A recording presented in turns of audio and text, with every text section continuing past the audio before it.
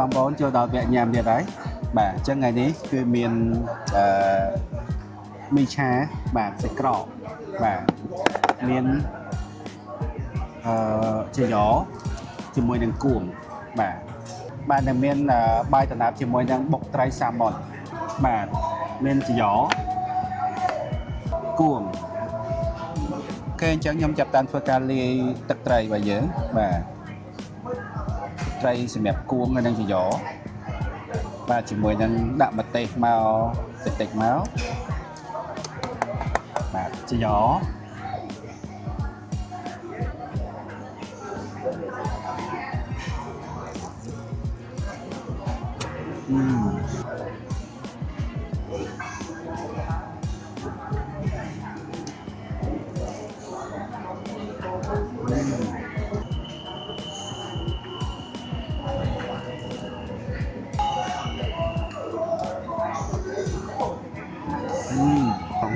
ของបងប្អូនតែ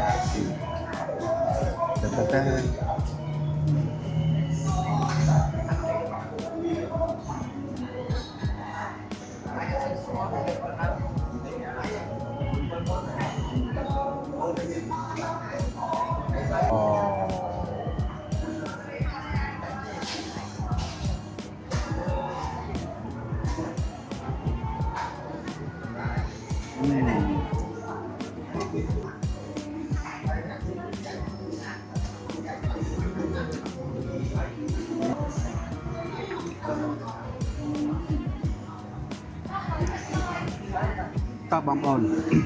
ខ្ញុំមកញ៉ាំជាមួយនឹងបុកល្ហុងត្រីសាម៉ុនជាមួយនឹងទឹកប្រហុកបាទ Yummy KH Food បាទចង់ដឹងថាបុកល្ហុងនេះមានរសជាតិឆ្ងាញ់យ៉ាងណានោះបាទតោះទៅញ៉ាំជាមួយខ្ញុំទាំងអស់គ្នាបាទក៏មិនភ្លេចដែរជាមួយនឹងបាយដំណើបហើយនឹងនំបញ្ចុកអូខេដាក់ចូល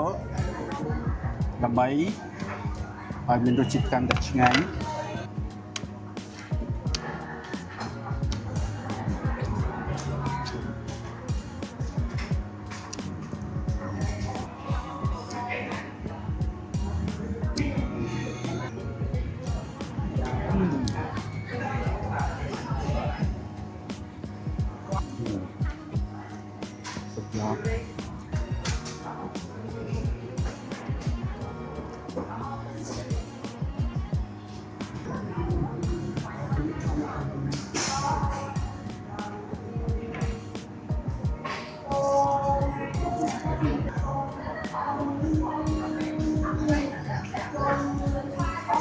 បងតោះមកញ៉ាំជាមួយនឹងមីឆាជាមួយនឹងសាច់ក្រក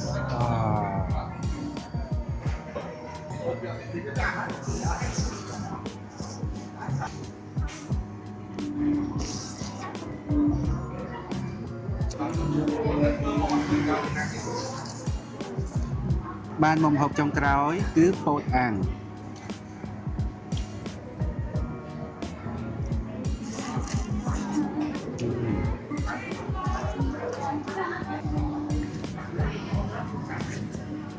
បាទសម្រាប់បងប្អូនដែលចង់ញ៉ាំសាច់ក្រកខ្មែរ